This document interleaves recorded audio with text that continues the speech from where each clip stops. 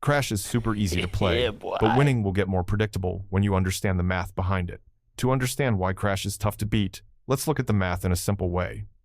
The game uses a special system called Provably Fair, which relies on a unique code called a hash for each round. This hash decides when the plane crashes, and it's designed so players can check that it's fair. We'll keep this easy and focus on what the numbers tell us about your chances. Every round starts with a hash, like a secret code. The game's system uses this to pick the crash point.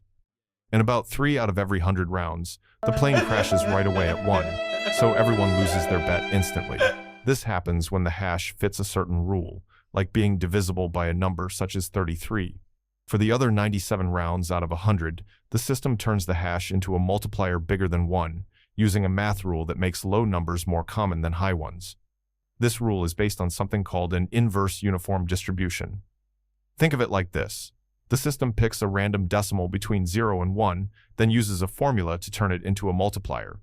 This makes small multipliers, like 1.1 or 2, show up a lot, while big ones, like 50 or 100, are super rare.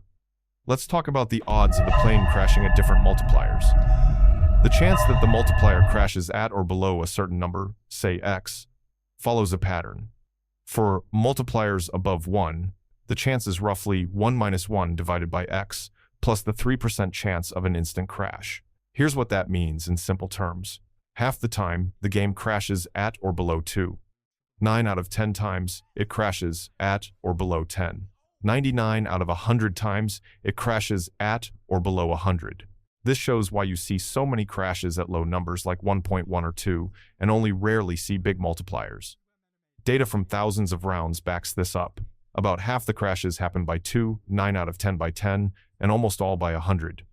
To see why the casino has the edge, let's figure out the expected value of a $1 bet at a multiplier like 2. Expected value is what you'd average if you played a ton of times, balancing wins and losses. Chance of losing. The game crashes at or below 2 about half the time, so you lose your $1. Chance of winning. The game goes above 2 the other half, so you cash out at 2, turning your $1 into 2 for a $1 profit.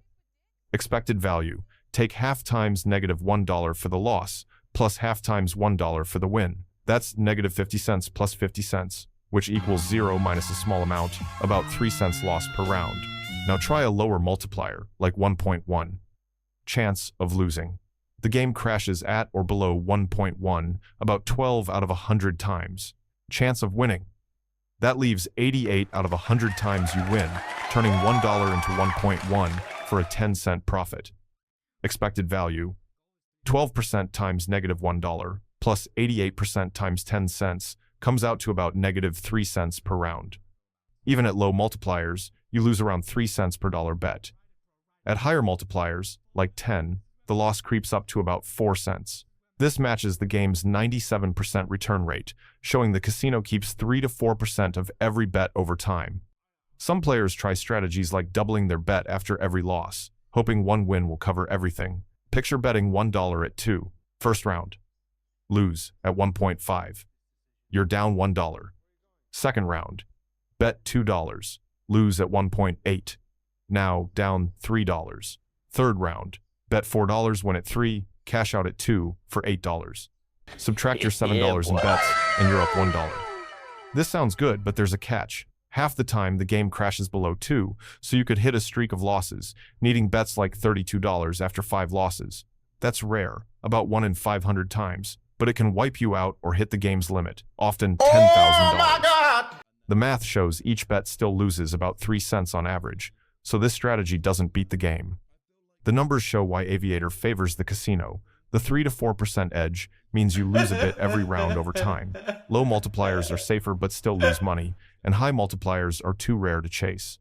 Since every round is random, no strategy can flip the odds in your favor.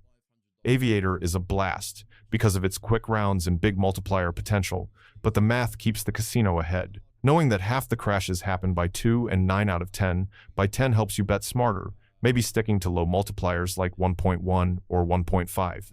Set a budget, play for fun, and don't chase losses.